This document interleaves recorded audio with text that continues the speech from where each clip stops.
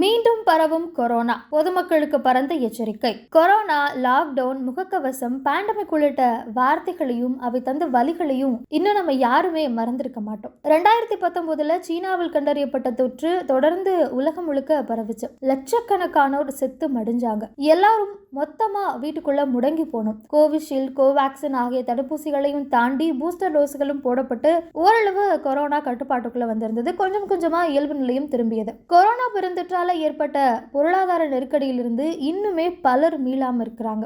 இந்த நிலையில தற்போது மீண்டும் கொரோனா தொற்று பரவி வருவதாக வரும் தகவல்கள் பெரும் அதிர்ச்சியையும் ஒருவித பயத்தையும் ஏற்படுத்தி இருக்கு. கடந்த 10 நாட்களாக இந்தியாவில் கொரோனா பாதிப்பு எண்ணிக்கை தொடர்ந்து அதிகரித்த வண்ணம் தான் இருக்கு. குறிப்பா இந்தியாவில் கொரோனா பாதிப்பு எண்ணிக்கை கிட்டத்தட்ட 1009 உயர்வடைந்திருக்கு. நாடு முழுவதும் நேற்று வரை 257 பேருக்கு மட்டுமே தொற்று உறுதி செய்யப்பட்டிருந்த நிலையில இன்று இந்த எண்ணிக்கை 1000க்கும் மேல பதிவாகி இருக்கு. குறிப்பா டெல்லி, மும்பை மற்றும் கர்நாடகா உள்ளிட்ட மாநிலங்களில் கொரோனா தொற்று அதிகரித்து காணப்படுது. இதனால பொதுமக்கள் முகக்கவசம், சமூக இடைவெளி இது எல்லாத்தையும் பின்பற்றுமாறும், அதையும் தாண்டி மக்கள் அதிகம் கூடக்கூடிய எந்தவித கூட்டத்தையும், குறிப்பாக ஆன்மீக சொற்பொழிவு, அரசியல் கூட்டங்கள் போன்ற மக்கள் அதிகம் கூடக்கூடிய எந்தவித கூட்டத்தையும் நடத்த வேண்டாம் அப்படின்னு அறிவுறுத்தப்பட்டிருக்கு. ஆனால் தற்போது பரவக்கூடிய கொரோனா வைரஸால எந்தவித பாதிப்பும் ஏற்படாது, அதனால மக்கள் பயப்பட தேவையில்லை அப்படின்னு மருத்துவர்களும் சொல்லிட்டு இருக்கிறாங்க.